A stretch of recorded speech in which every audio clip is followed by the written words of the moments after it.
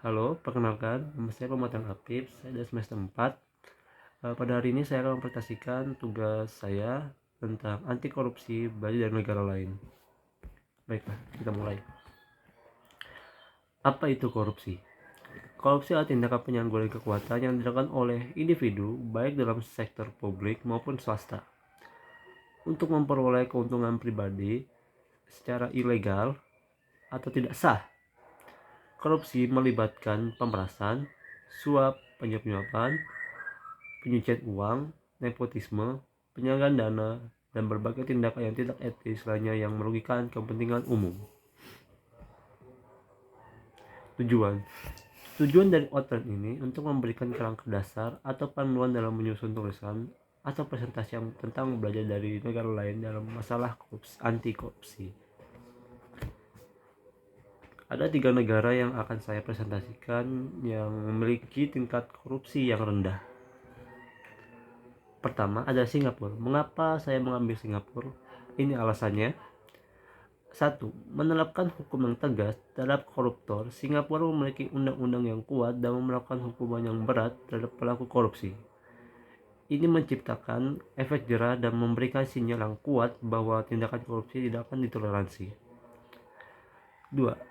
Transparansi dalam pengolahan keuangan negara. Pemerintahan Singapura telah mengadopsi kebijakan transparansi yang tinggi dalam pengolahan keuangan negara. Mereka menyediakan akses publik yang luas terhadap informasi keuangan dan anggaran, serta melibatkan lembaga independen dalam pengawasan dan audit. 3. Peningkatan integrasi dan akuntabilitas sektor publik. Singapura telah memperkuat integrasi dan akuntabilitas di sektor publik melalui langkah-langkah seperti peningkatan gaji pegawai negeri, peningkatan sistem pengawas internal, dan mendorong laporan pelanggarannya melalui salon yang aman dan rahasia. Kedua adalah Hong Kong.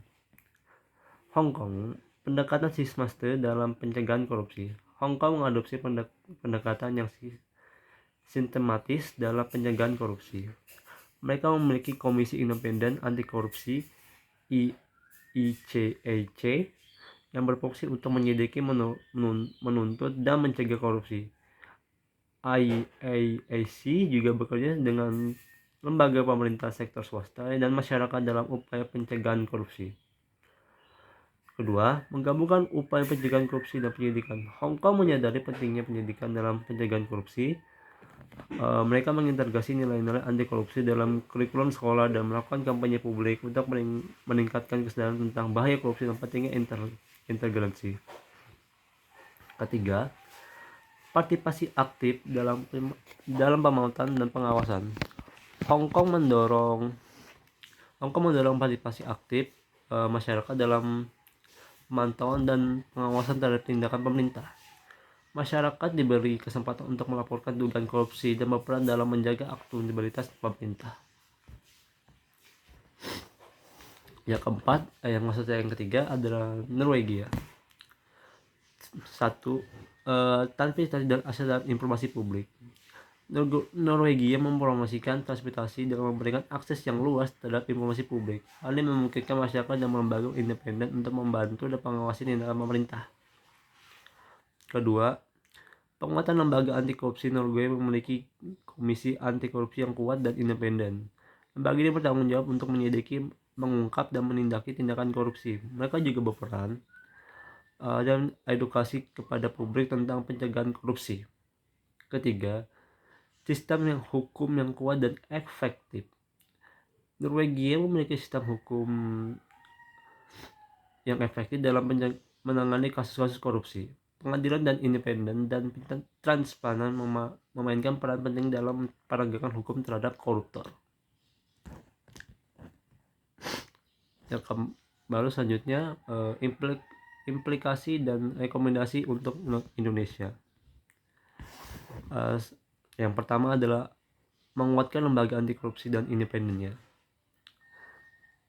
Memperkuat lembaga anti korupsi seperti Komisi Pemberantasan Korupsi (KPK) dengan memberikan sumber daya yang memadai termasuk anggaran, personel, dan teknologi yang diperlukan. Yang kedua, memastikan independen anti korupsi dari tekanan politik dan campur tangan pihak-pihak yang berkepentingan.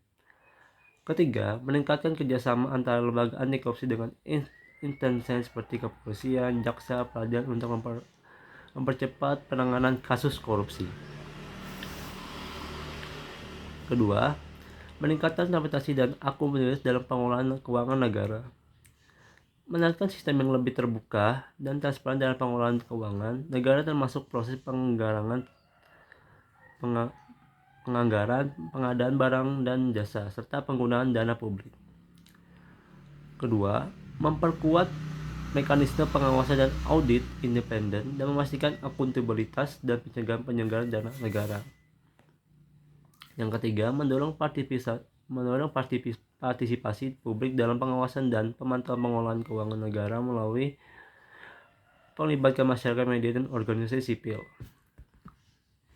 Yang C, meningkatkan pendidikan kesadaran masyarakat tentang korupsi. Melakukan kampanye edukasi dan sosialisasi secara luas tentang dampak negatif korupsi terhadap masyarakat yang membangun nasional.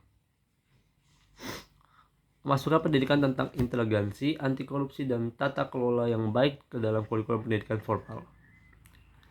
Melibatkan sektor swasta, organisasi masyarakat sipil, dan media dalam upaya meningkatkan kesadaran masyarakat tentang anti korupsi yang penting dan pencegahannya.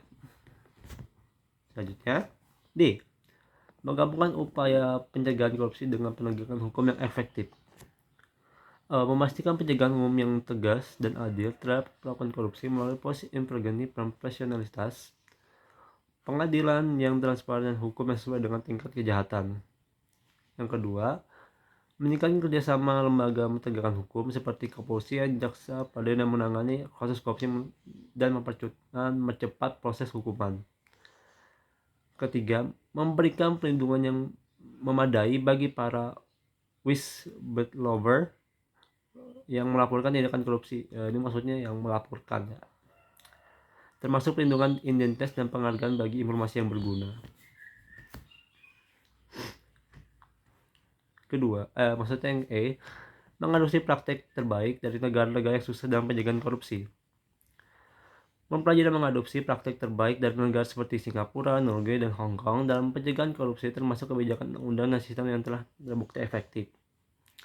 Membangun kerjasama internasional pencegahan korupsi termasuk penukaran informasi, pelatihan, dan bantuan teknis dan negara yang lain telah berhasil dalam mengatasi korupsi.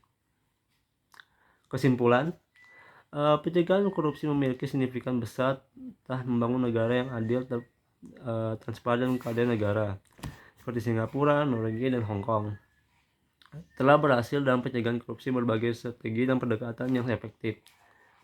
Studi kasus negara-negara ini menunjukkan pentingnya penerapan hukum yang tegas terhadap koruptor, transparansi, dan pengelolaan keuangan negara. Peningkatan integritas dan akuntabilitas sektor publik, akses terhadap informasi publik, penguatan lembaga anti korupsi, sistem hukum yang kuat dan efektif, berpartisipasi aktif masyarakat dalam pencegahan korupsi. Indonesia dapat memperkuat upaya pencegahan korupsi, membangun tata kelola yang baik, menciptakan lingkungan keras yang transparan, akuntabilitas, dan bebas korupsi.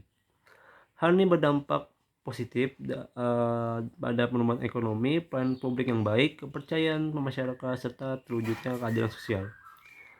Pencegahan korupsi merupakan tanggung jawab bersama dan dengan kerjasama antara pemerintah serta sektor swasta dan masyarakat sipil, Indonesia dapat menuju perubahan yang lebih baik.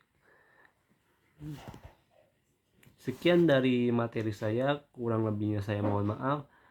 Jika ada pertanyaan bisa ditanya melalui saya melalui via WA ya. Terima kasih. Saya Muhammad Apip, saya pamit.